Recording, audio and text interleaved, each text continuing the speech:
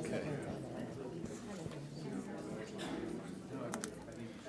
Let's go ahead and we'll get started. Hey, thanks for joining us today.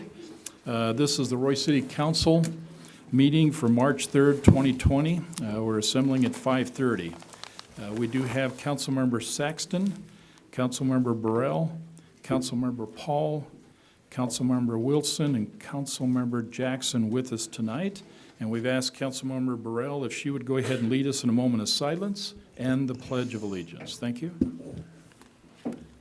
Would you please join me in a moment of silence?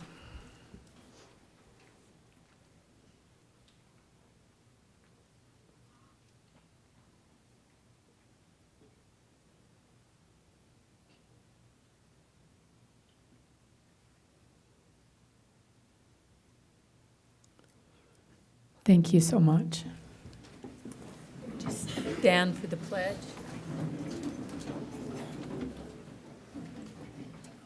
I pledge allegiance to the flag of the United States of America and to the republic for which it stands, one nation, under God, indivisible, with liberty and justice for all.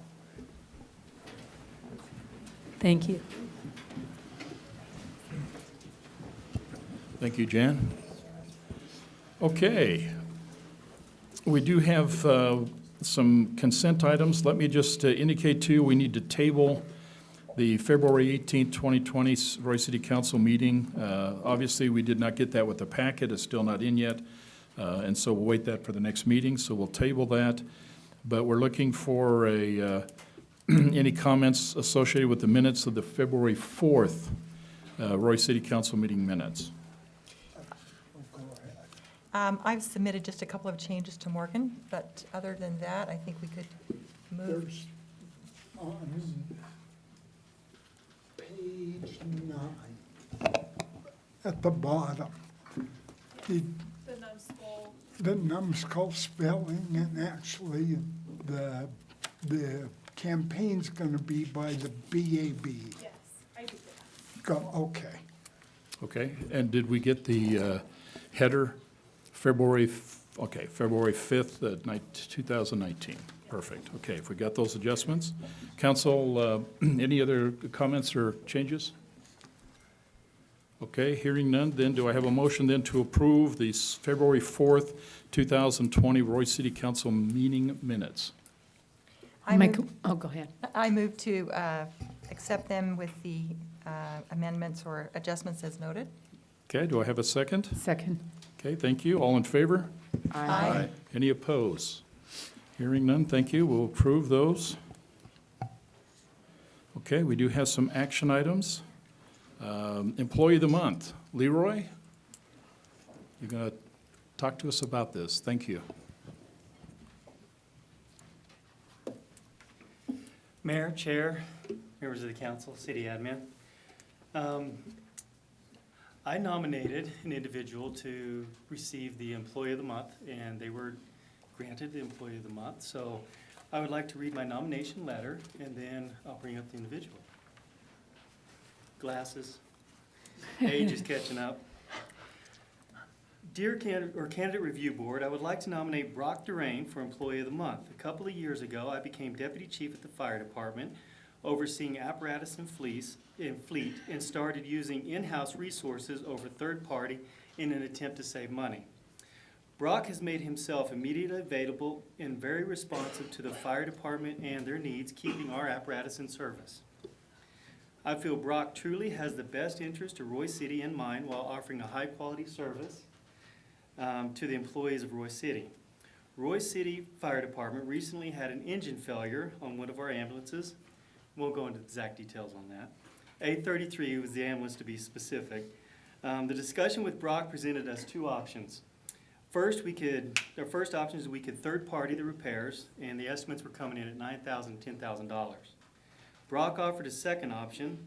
Our second option would be to do the work in-house at the city shops, resulting in a savings of $5,000. So Brock, he was a little hesitant to go this route because it would consume many man-hours during the middle of the winter. However, with the savings being so significant and the amount that we would save, he volunteered to replace the motor on A33. So Brock's actions saved the fire department in Roy City over $5,000. Brock's actions caused him to dedicate approximately 60 man-hours to one apparatus, which is excessive. We all know how busy the shops are this time of year with inclement weather and immediate repairs needed to keep vital equipment in service, so the sacrifices in man-hours caused a significant increase on the workload for the other mechanics trying to keep things in service. So I recommend Brock Durain for Employee of the Month and for saving the city $5,000 and dedicating so many hours to the fire department during a very busy time of the year. Perfect. So- Thank you. Thank you. Everyone can walk up.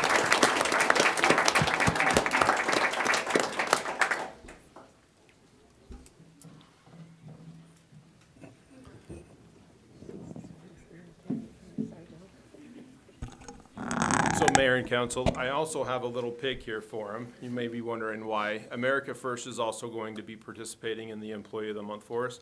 They're providing also a $25 gift card and a lovely little piggy bank, so. Perfect. Okay. Thank you very much. Good work. Brock, who do you have with you today? We have some other employees back there. Colby Brown's another employee of the shop with me.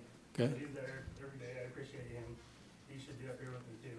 He's in there with me doing the same thing every day. But I'd like to say thank you to him. And then everybody else, Steve Bolton, Brennan Edwards, Jody Tall. And I really want to thank Leroy. That was a Perfect. big deal for me. Okay, thank you. How about your family? You bring family with you? Sorry. Yes, my family is back there also. My wife CJ, my daughter Amaya and Aspen too. Okay, wave hands. Perfect. Okay. Thank you. Hey, Brock. Hey, Brock. Yeah, you can. I'm also shake your hand.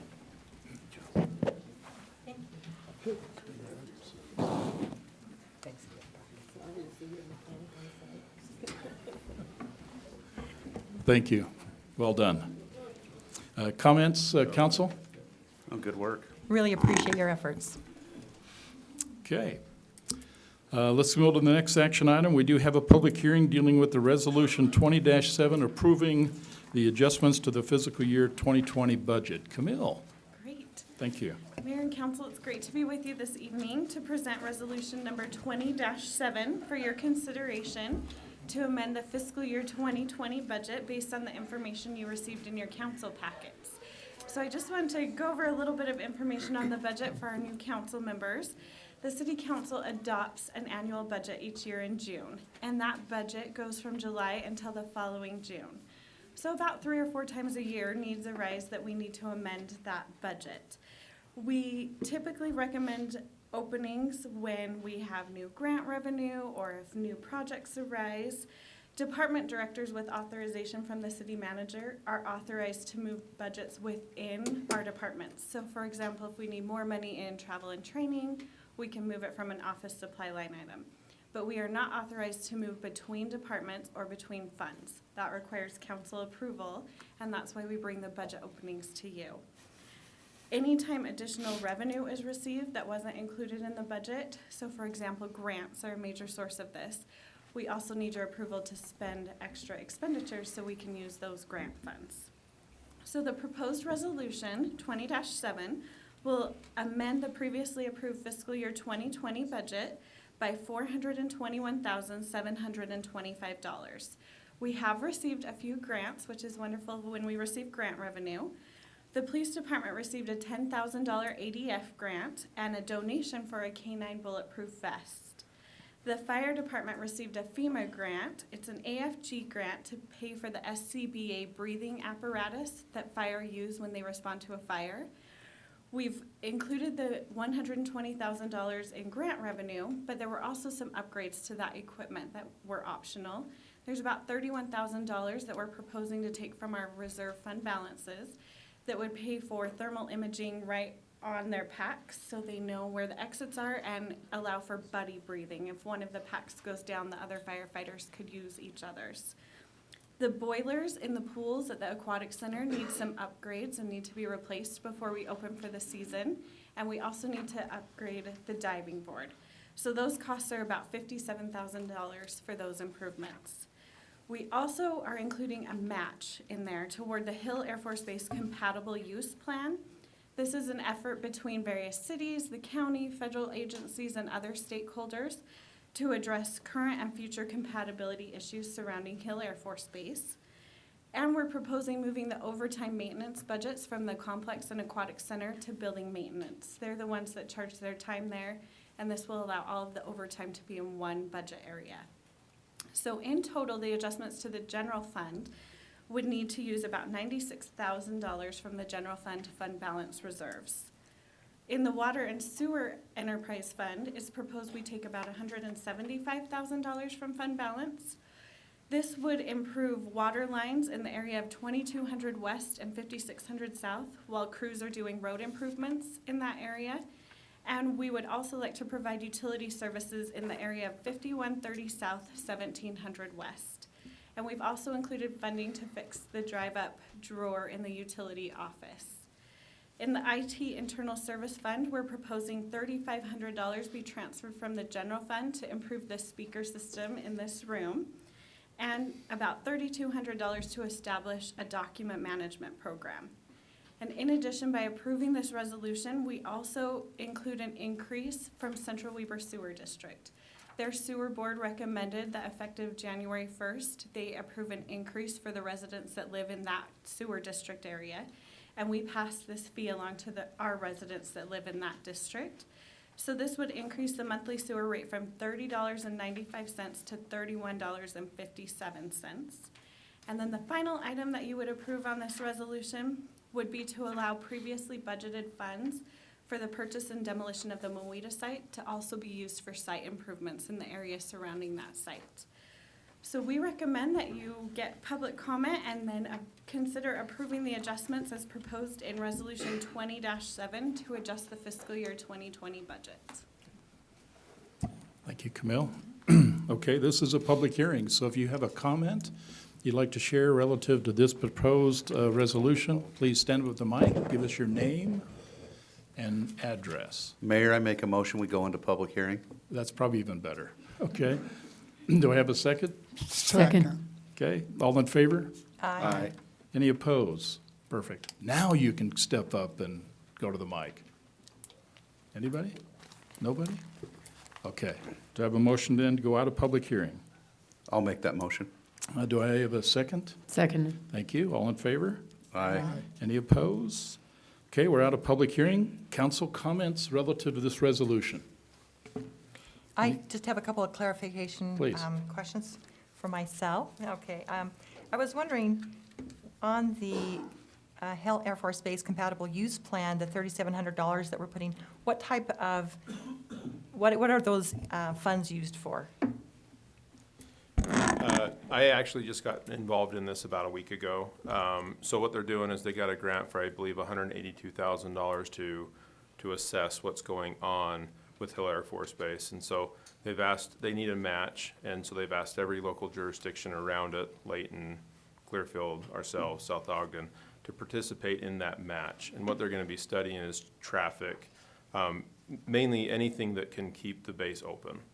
And so just an overall study, I guess, of the overall compatibility of Hill Air Force Base versus our community. What we can do with our zoning codes to make sure that it doesn't interfere with their mission, things like that. So I'd only had one meeting, pretty premature with that, so. Okay, and I was wondering in regards to the division of funds for the drawer. So I guess that's because several different departments use the drawer, and that's why it was, Yeah, the main intention for the drawer is actually in the utility department, and so it's being paid out of the utility enterprise funds and not out of the general fund. And really, the drawer is just a convenient way for citizens to pay their utility bill. What's going on is the drawer just doesn't function all the time. And so it's just creating a little bit of havoc for citizens when they come in and try to pay their bill. But that's why it's being paid out of there, and multiple, and yeah. okay, from the different, because it's like Correct. $5,000, but you've just divided it because a certain percentage is Correct. of usage from those areas. Mm-hmm. And then I was just wondering, and I don't believe it's on this form, but maybe it is, so how much is left in the fund balance? If we're taking this out, how much are we leaving? I don't have that number off the top of my head. I'd have to look at that. Are you talking general fund or mainly enterprise funds? Well, when it talks about taking the monies out of the fund balance, I was just wondering, like, where does that put the fund balance and what's the proportion? Yeah, I can get that information for you. Thank you. Yeah, I think the key is the council a while ago indicated we didn't want that to drop below 18%. And so the question then would be is that are we dropping as a result of this, or are we staying above the 18%? There is a statute in state law that says we can't take too much. I think it's like 23, 24%, but Yeah, we've said. 25% in the Is it general fund. 25? The last audit that we had city employees, well, not employees, but the city departments turned in $300,000 out of our last. And a lot of that had to do with Councilman Saxon saying sales tax came in above Right. budgeted revenue. And so that does go into the fund balance. So I know that we're a little bit over 18%, that we need to find out what we want to do with that.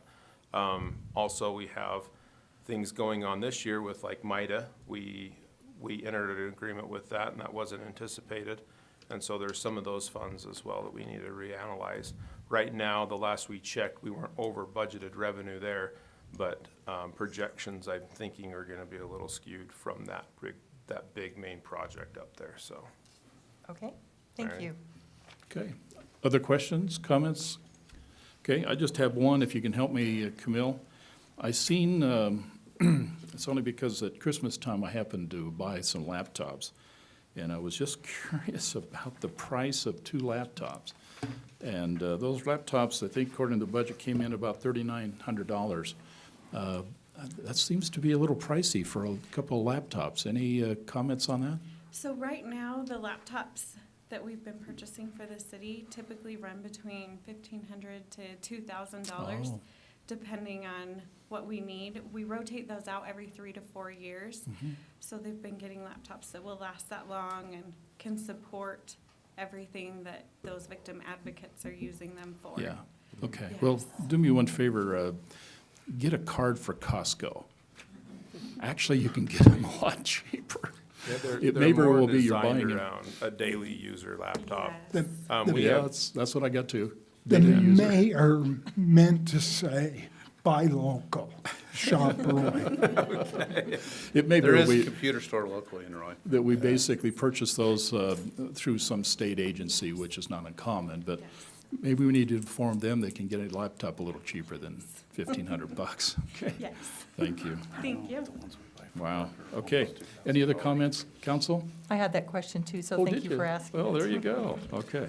Anything else? Okay, perfect then. Do I have a motion then to approve Resolution 20-7 approving the adjustments to the fiscal budget 2020? I'll make that motion. Thank you. Do I have a second? I'll second it. Second. Okay, this is a roll call vote. Councilmember Paul, Aye. Councilmember Jackson, Aye. Councilmember Saxton, Aye. Councilmember Wilson, Aye. motion carries. Okay, thank you. Okay, we have a presentation by Mr. Ebert. Jim, good to see you again.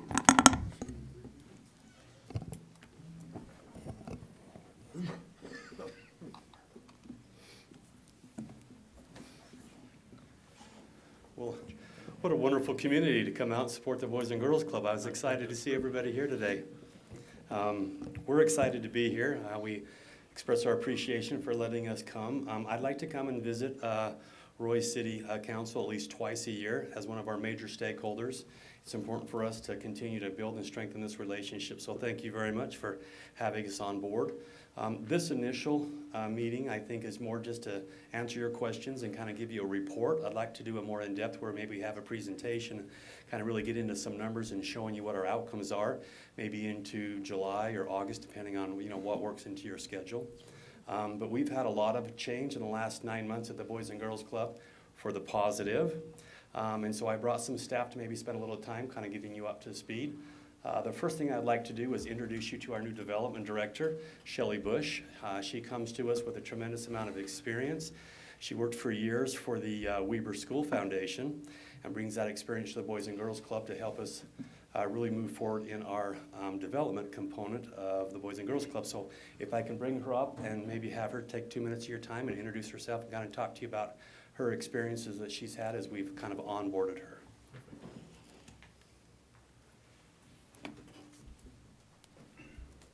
Thank you for having me. I am Shelley Bush, and I'm sad that Jan stepped out of the room because it's exciting for me to see her sit up here because I actually helped her in her campaigning. And I always say that I feel like it's a little part of me is why she's sitting up there, but she won't agree.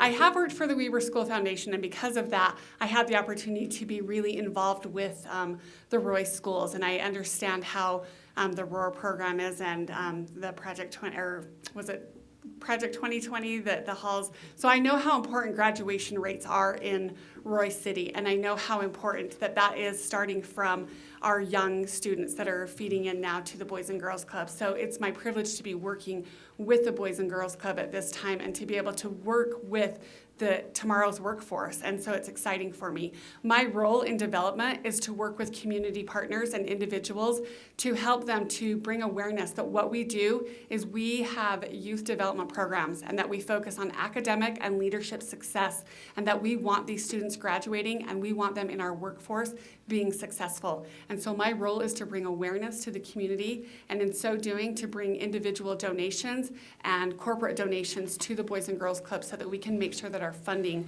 is where it needs to be. So we are the Boys and Girls Club, and we want you to think of us as your charity of choice, and we want our children to have the best future possible. And I am excited and look forward to working with all of you in this endeavor as we move forward. Thank you.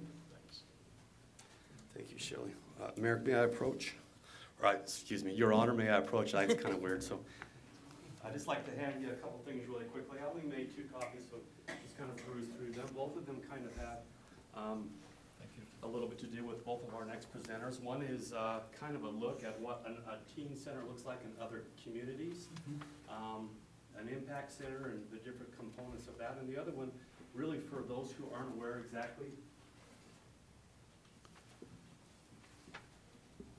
what we do programmatically, is kind of what our schedule looks like for your youth as they come to club. This is specific to the youth portion of the Hope Center, but you'll see in there are tutoring times and hours, there's STEM, there's arts, there's leadership. There's time for the youth to connect to each other and to connect also to mentors or the YDPs, youth development professionals. And so it's a very structured calendar. It's just not kids showing up and we're kind of watching them for their parents for the last 3 hours of the day. There's tremendous programming. Each of these programs come from BGCA, so they're national programs that are evidence-based, they're outcome-driven. And so, you know, I want you to feel comfortable that Boys and Girls Club is really focused in on really helping develop the youth. If I could bring Lana Pettit up here, she actually runs the youth component of Boys and Girls Club here at the Hope Center, and she's going to give you a little report on ADA and different things they're doing in club today. Hi there, thank you for having us. At first, I really want to emphasize that we really are not a daycare. I know a lot of people think that that's their kids come here after school so that we can make sure we keep them safe till parents come. We run some targeted programming, we do STEM, we have teachers from our local communities, from schools, North Park, Roy Elementary, that come out and help us with tutoring. They help us with STEM programming. We also do fun things. Have to have a little bit of fun. But we also do homework every day. And we keep our kids safe. And I think that's our #1 priority when they come through our door, is to keep them safe and make sure they go home safe. We keep an eye on them to make sure that they come and they're well taken care of, and protect them in any way that we can. We all have that soft spot. We are a nonprofit, so we do it out of the kindness of our heart, basically. If anybody understands what that's all about, we love those kids and we would be here for them any day of the week. But we have some great programs, and I'd love to have them. I'd love to have any kids. We have extra kids extra spaces, so if anybody has any room for them, so. So wonderful, thank you, Lana. We're operating between 90 and 100 kids a day. And so if you just think about how many children we come in contact with 5 days a week, we run 8-hour days in the summertime, so we have a summer camp here at the Roy Hope Center. So there's a tremendous amount of contact with your youth, and all of these hours are programmed. They're purposeful and intentional in what we're trying to provide to those youth throughout the time that we have them here. I think one of the things that Lana talked about is the importance of having a safe environment for them to express themselves, for them to connect to adults and have great mentors. And so that's an extremely important component of that. And if you just kind of add up the hours at 3 hours per child, 5 days a week for the school year at 8 hours a day, we have a tremendous impact on these youth that we're fortunate enough to have the time to spend with. And so again, we look at it as a privilege to continue to work with your youth. The other component we have is our teen programs. And as we look at our economic development components and our community moving forward, the importance of having a strong workforce and being intentional on how we create that workforce is very important. So I'd like to invite Maddie up. Would you come on up?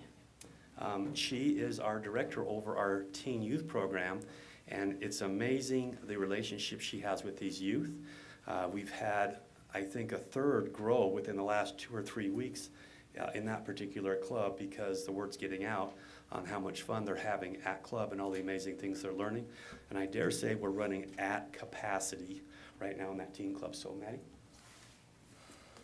Yeah, so my name is Maddie, and I work with Lana over at the Roy Hope Center, and I'm over the 7th to 12th graders. And so, like James just said, we are currently almost over capacity with the teen club.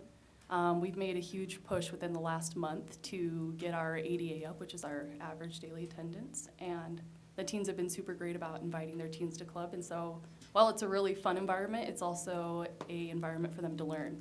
And so, a really cool thing that we've implemented here within, I think, the last month is our after hours program, which is a really cool academic program that runs 3 nights a week from 6 to 8, where we have a teacher from the local junior high that comes over and does homework help, tutoring, reading, English, homework help. And this has been something that has helped teens with their grades in school as well as attendance. And so, like James said, within the last month, we've had about 12 new teens register, and that's brought our ADA up to about 40, which is super great. But with more teens comes more personalities and more smells. And we are currently realizing that we need a bigger space because our teen club is growing that rapidly. And so that is what our focus on is right now, is while recruiting new teens, we also need to make sure that we have the space for them to be in this environment to learn and be able to work together as a community amongst themselves. Thank you. Wonderful. So just really quickly in closing, we have a vision moving forward in our strategic plan on how we can do a build out into the future, both here in Roy, but also in Ogden City, where there's another tremendous need. We want to be intentional on the direction that we're going and how can we create this environment. Teens want to have something that is theirs. They want to have something they can connect directly to.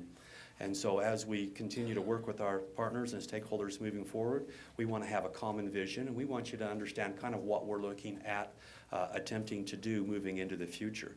I'd also like to talk really quickly about amazing opportunity that came to our attention not too many weeks ago about the importance of maybe aligning more with what is going on at the school district level.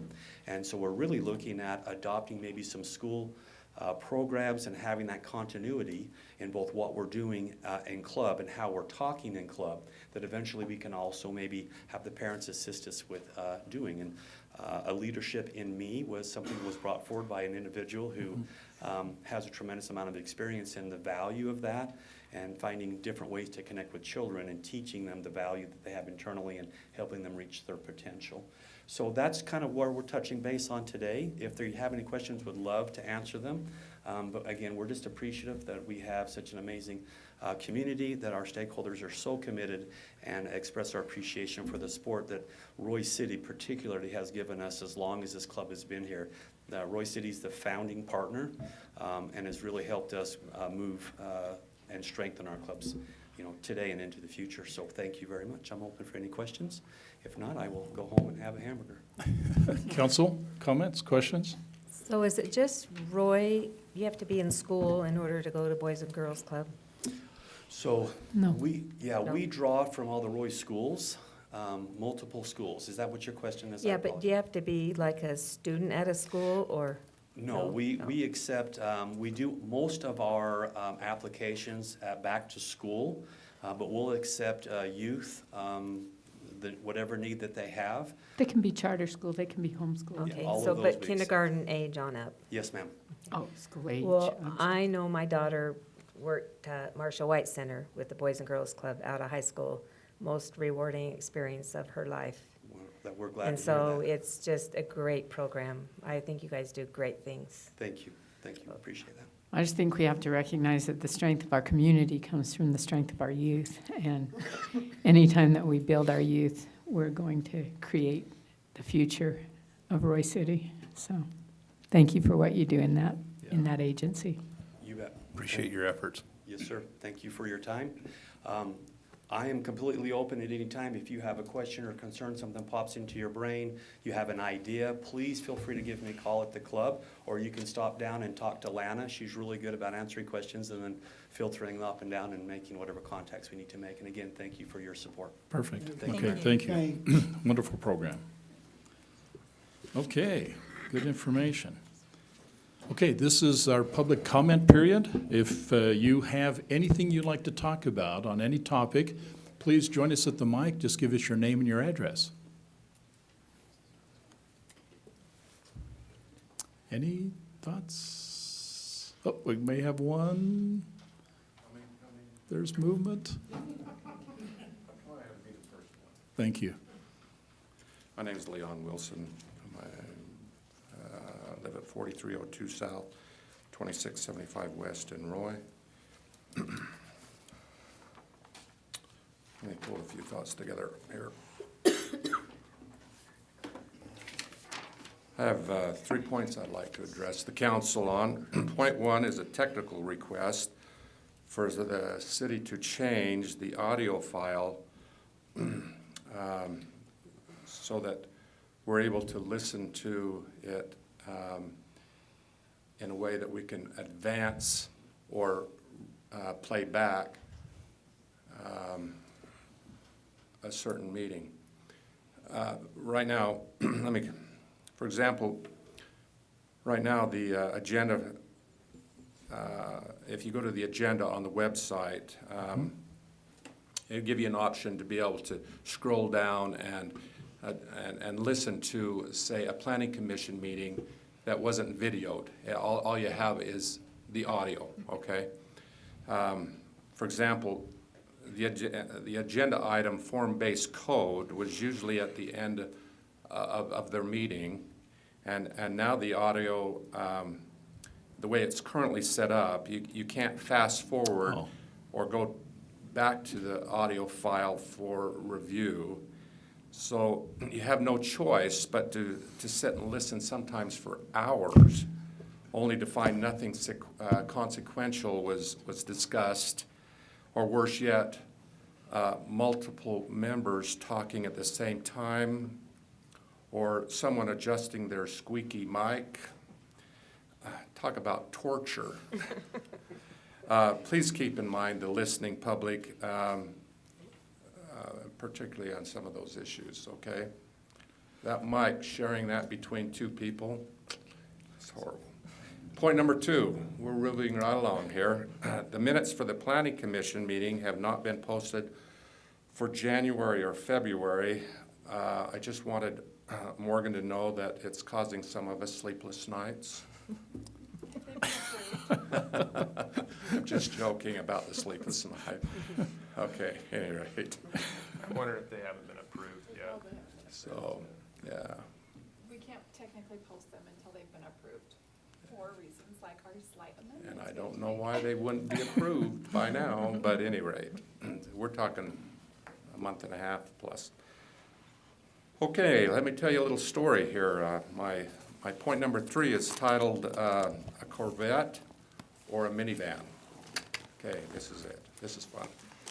My next door neighbor has a Corvette, but I've never seen him once with his wife and 4 kids in it all at the same time.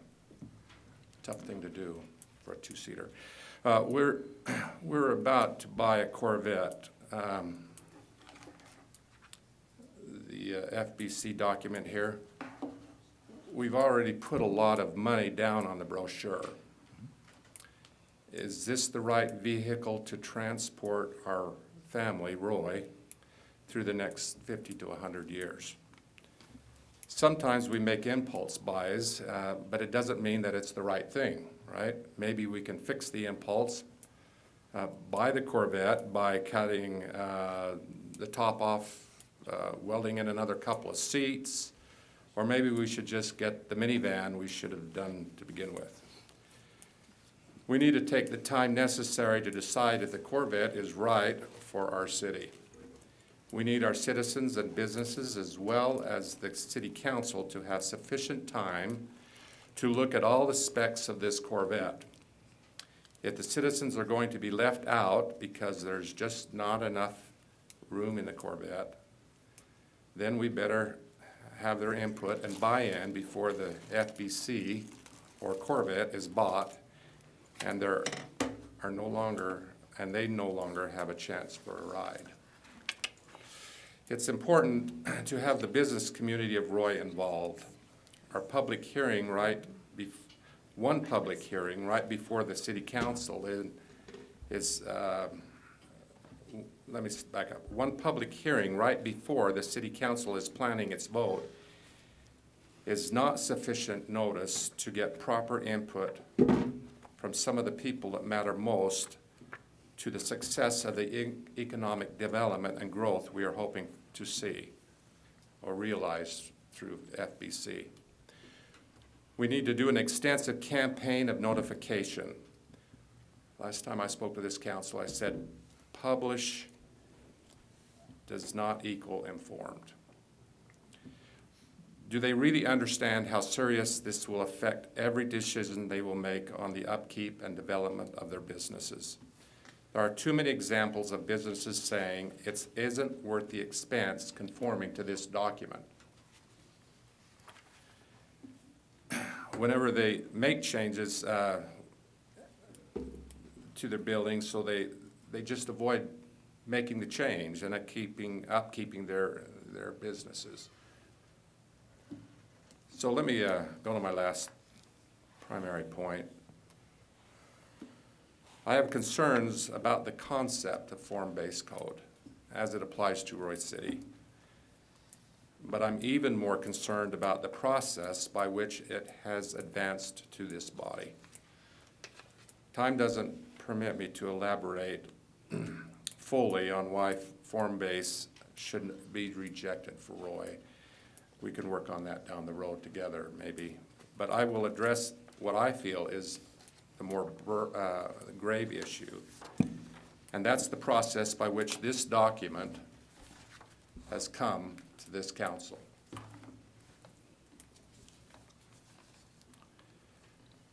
You may be saying to yourself, why bother? It's here, right?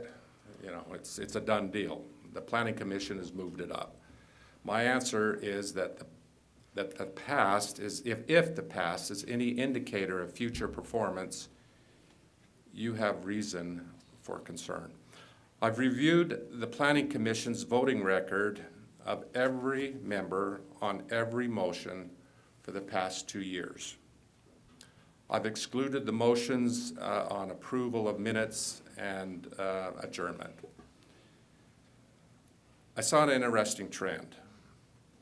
Over 99% of the time, the commissioners unanimously voted the same way on every motion.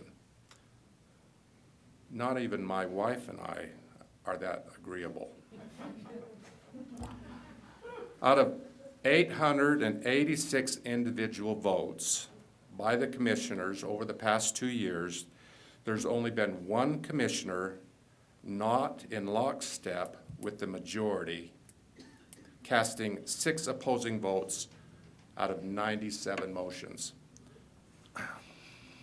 I observed on rare occasions when a strong contrary point of view was taken, even with no compromise, the vote was still unanimous.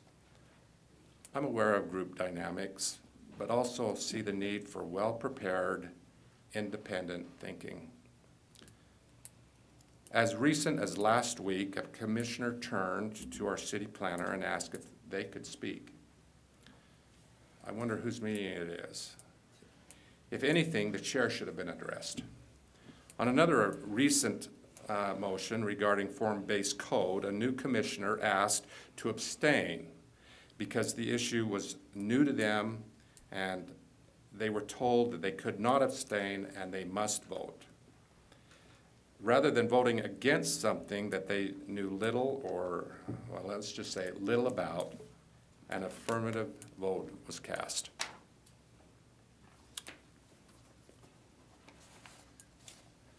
I'd like to refer to Commissioner Ryan Cowley's comments made on as recent February 11th. He said, "I still feel like we kind of carried the water as far as we can on this.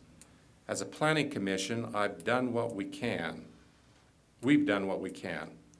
We've heard what people have said, and I know we have made a lot of changes to what was initially brought to us in order to help accommodate and alleviate some of those concerns."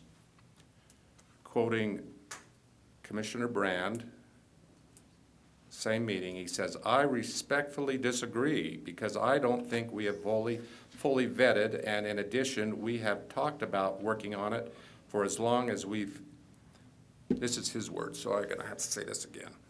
Commissioner Brand, I respectfully disagree because I don't think we fully vetted it.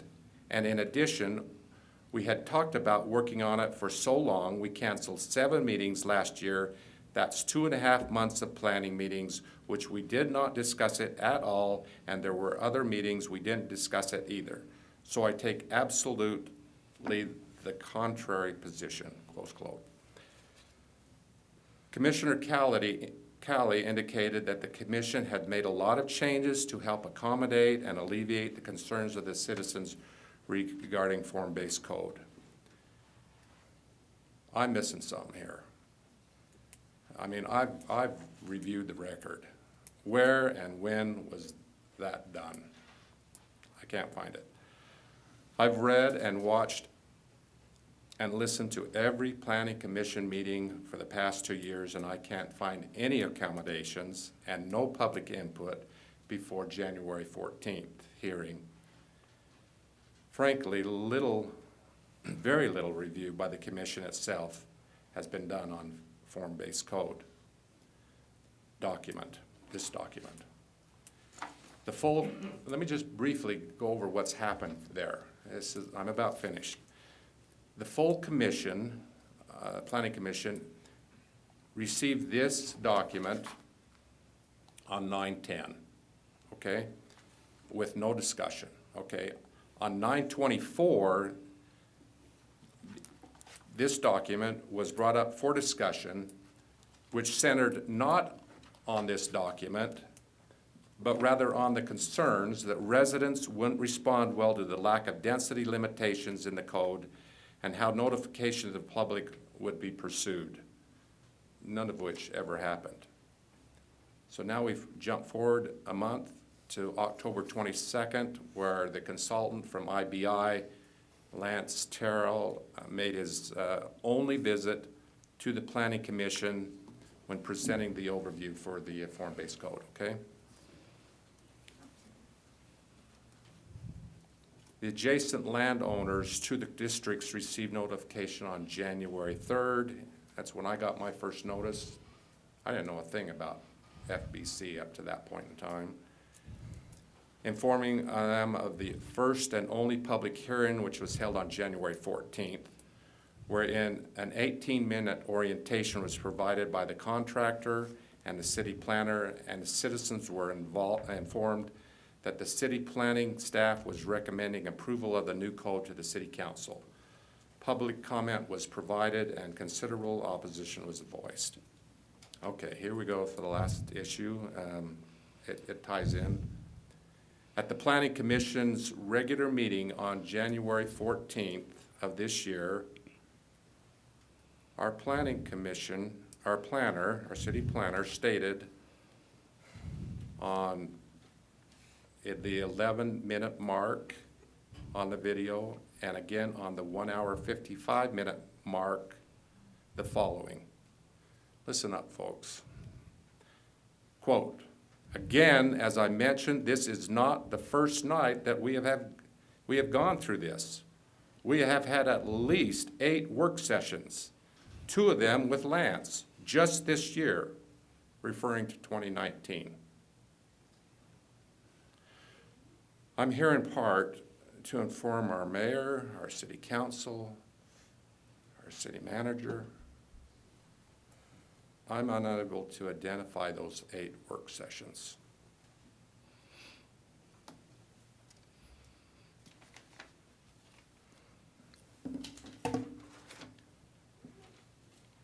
At best, we had 1 agenda item on 8/27 where it was just briefly reviewed. Again, on September 24th, an agenda item.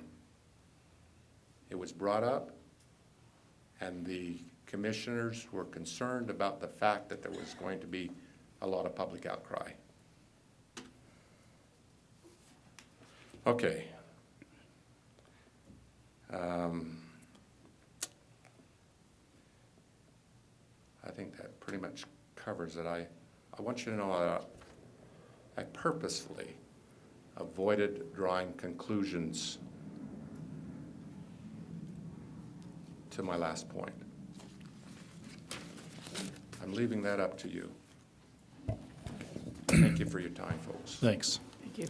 One thing that would be helpful, because I know there's other people that may have an interest. We kind of made a commitment that what we would do to bring the awareness, because there's obviously some real issues in bringing awareness, is if you will make sure that before you depart, if you're not on the email list, please make sure we get you on the email list.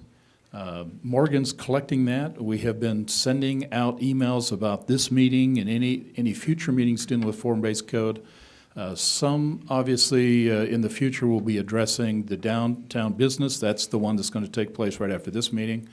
And then there will be one that's going to take place probably sometime in June or July or August that'll deal with the train station area.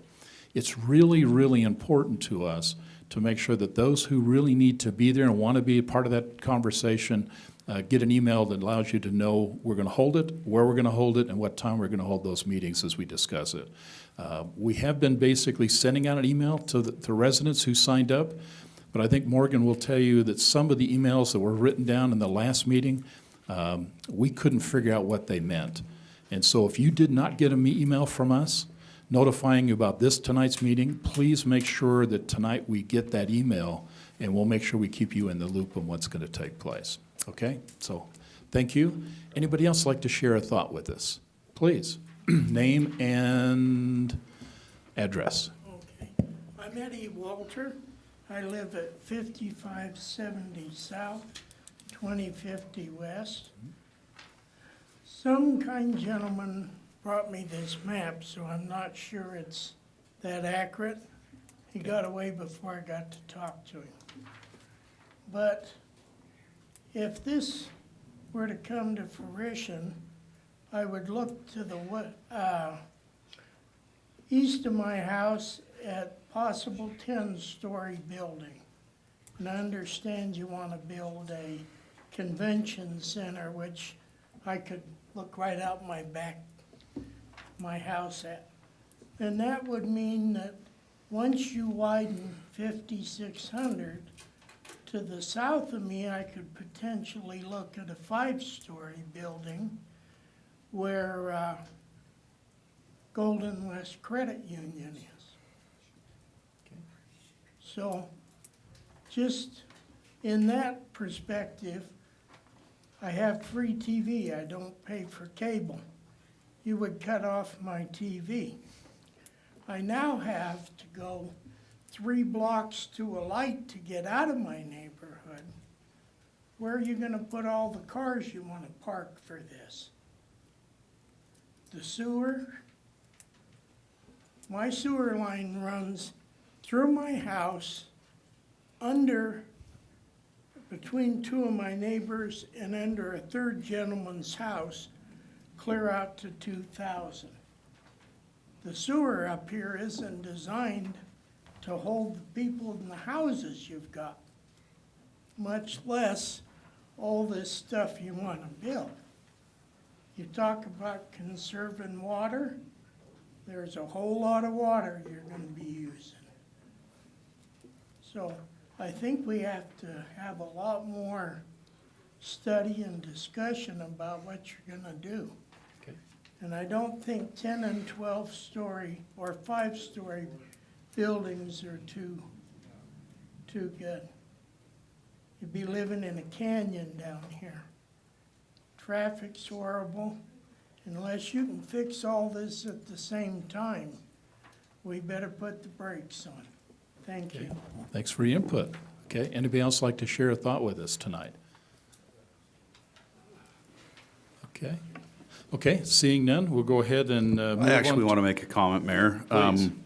One thing I wanted to talk about is, I hear a lot of people talk about transparency and communicating with the public and public hearings and that.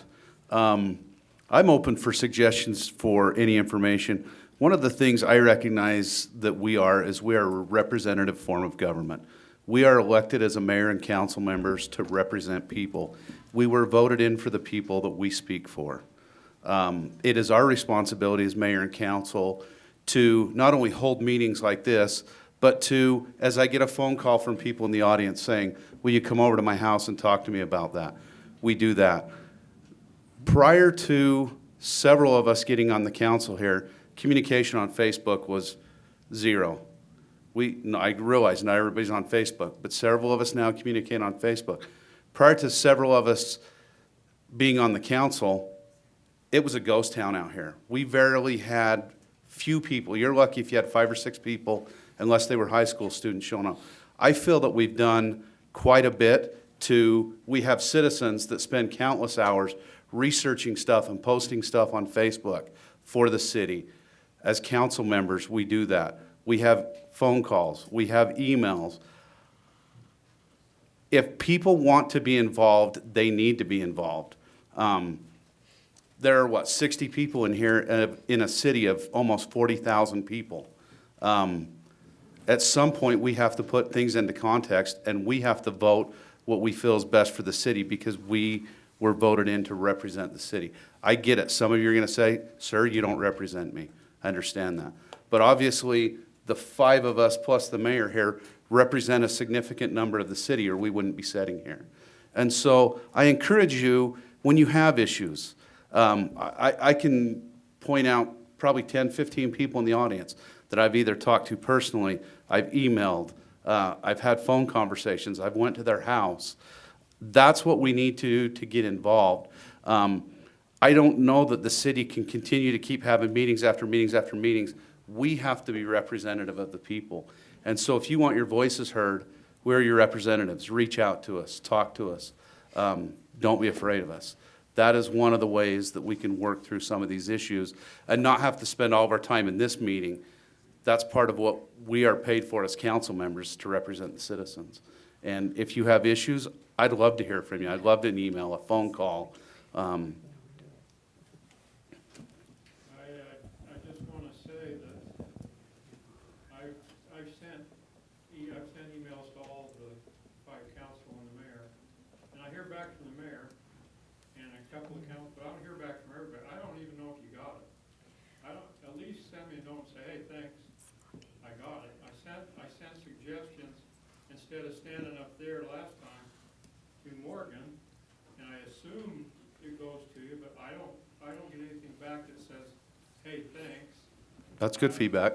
Do you want to state your name so it's on the record? Byron Burnett. Byron Burnett. And I have received your emails. I believe I've responded to them.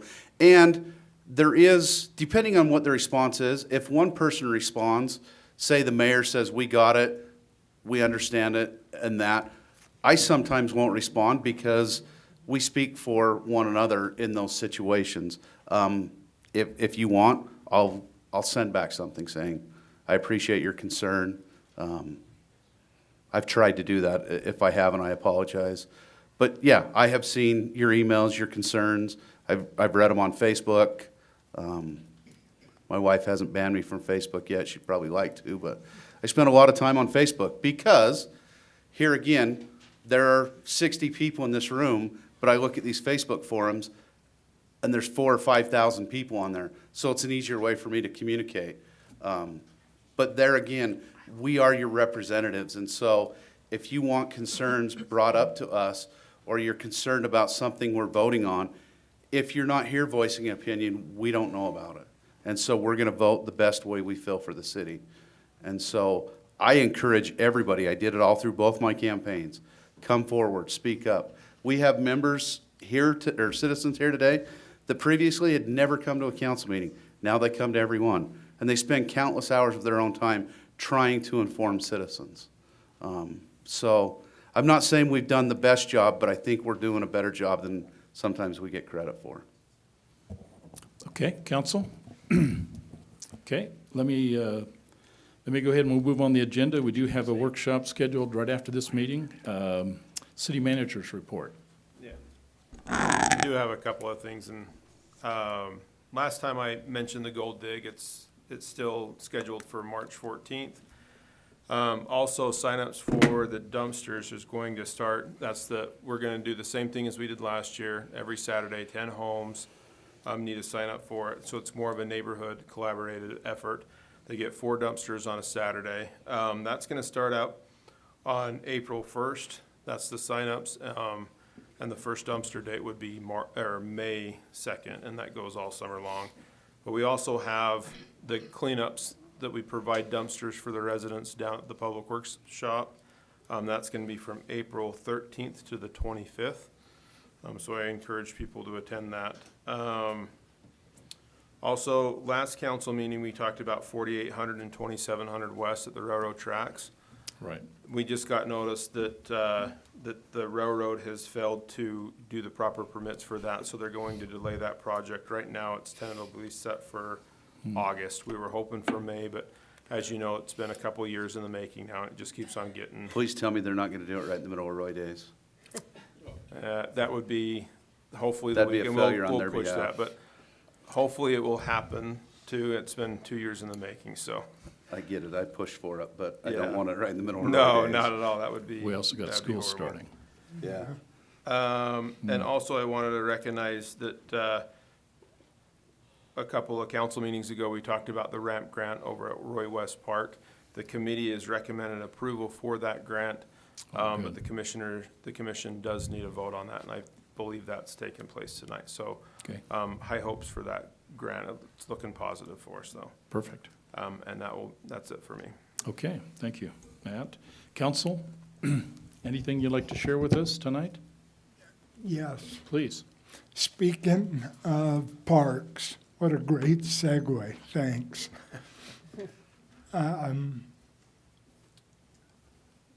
We've been looking at renovating Municipal Park for a little while now, only because it's had such little love the last few decades. And I have been contacted by two different people in our community that really would like us to consider, while we're doing these renovations to that park, that we put in at least an all-inclusive toy for those that are wheelchair-bound. And so what I need is, we can't vote on it, but what we need is a support by the council to say, hey, we're willing to move that direction on that project so that we can get it done before school begins next year, if that makes sense. So we can get it done this summer. The money's there, the funds are there. I talked to Matt about this, and we just felt like it was better to make it part of the record than for me to try and swim all these channels by myself. It might be beneficial in our next year's budget, not for that, but in our next year's budget to look at several of our parks, because I've had individuals of the community reach out and say the same thing, that none of our parks are, I don't know. Wheelchair accessible. Thank you. I didn't want to use the wrong word, but that's exactly it. We don't have the ability to have playgrounds for those with disabilities, and it's something as a city we ought to look at. Yeah, I think the important message here is and thank you, Councilmember Saxton. This is the body which this comes to the table. The moment that, in fact, we have a council mayor moment is really the opportunity to simply says, do you believe there's something that we should be looking at, and then gain the support of the council to move in that direction? That's a perfect example. And how we can do that at this moment would be as simply says, do you believe that maybe we ought to take a look at this? And all it would take then is direction to Matt and say, Matt, we would like you then to go ahead and do the homework, get Travis to work it, and come back to the council with some ideas of what it would take to put a wheelchair-bound, your point, okay, capability at that municipal park. I think it needs to be all abilities, not just wheelchair. That's where I was trying to head with disabilities, but not to Okay. isolate or. Any kind of help would Okay. be, I've So- never taken on a park by myself. So would that take a motion, No, Mayor? well, it just takes direction. We won't take a vote. To research Okay. it. But the research it, but the motion to approve it would come then as a formal identified item in the document, and Camille, more than likely, it will come as a change in the budget. But that's how the process works. And so if we collectively say, let them do some homework, gather some information, and present that back to us, and we agree with that, I think I got head nods from everybody, then Matt, I think we'll walk away with a task from you to go ahead and assemble that for us and bring it back for us to consider and vote on if it gets to the point we're going to vote. So it Or may any fit others? within this year budget, or it may come to the table on next year's budget, is that correct? We'll immediately look at it and see if we can facilitate it within our current budget, because we're obviously redoing some things right now. I'd almost separate the And- two parks. Let's move on municipal, Yeah. but forward-looking. And look forward. Let's look at the other parks maybe this summer on our new budget. Yeah, Right. because we do have budgeted funds for municipal. To know how much more we can do, we'll have to look at that. And we'll As we bring that look back at to what the we have body. budgeted funds for, Matt, could that fit within that, or we don't know yet? We don't That's- know yet. Okay, And thank it you. kind of depends on the idea of what we want to do to what we come up with. Are there any surrounding cities that already have these at their parks? Do you know? There's Syracuse. Yeah, Syracuse has one, one, right next to their and, municipal building. It's a I know pretty the big school park. districts have some too. Yeah. They did a big push for all abilities playgrounds, so I'm sure there's some in All the abilities, schools. that's the right word. Yeah. Well, then it should be pretty easy based on this pool of information, Matt, that you can tag Travis or Jody to go ahead and start doing some homework in preparation of what we can and cannot, what we can do with the budget in the municipal park this year, and then look in terms of what we can do going into the new budget cycle for next year. So if you can help work that, I know you're going to be entering shortly into your budget meetings, and so that'd be a good time to bring it up with Jody and Travis, okay? So, we okay with that then? That's an action item that council's asked the city manager to go ahead and push forward on. Perfect, thank you. Thanks. Okay, anybody else would like to share a thought, council? I would just like to thank the comment from Byron Burnett, because I do believe that individual response would be appropriate. So that was a good reminder for us. So you know that we have heard. And then I just want to invite everyone, right after this, we are going to have a work session for form-based code for the downtown area. So call your neighbors quick and stay and learn what you can and give us your input and feedback, so then we can take that and move forward as we continue to research and work this through to make whatever the changes need to be. Learn what the initial goals were for the form-based code. Does form-based code meet what Roy City needs? These are all the questions that we need to ask, and we need your help, so thank you. Okay, other thoughts? I just want to give one last thing. On email, there was a new email created. It's council@royutah.org. That goes to all of us here. And if we reply, it replies from us individually, so you will see that we replied from it. So I still see some emails coming into individual council members. If you fire an email out to council@royutah.org, it covers all of us. Okay, good point. Okay, do I have a motion then to adjourn? So moved. Okay, do I have a second? Second. Thank you. All in favor? Aye. Any opposed? Okay, we're adjourned. We're going to hold a workshop meeting downstairs in the training room. You're surely welcome to